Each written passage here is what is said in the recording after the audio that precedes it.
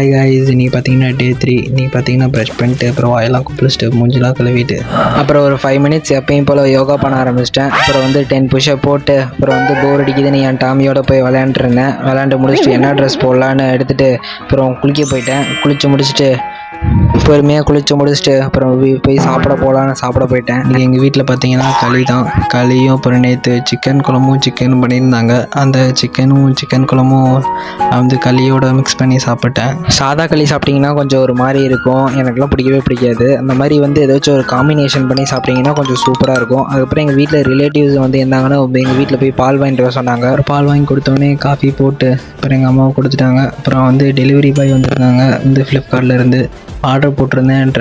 Pant order போட்டிருந்தேன்.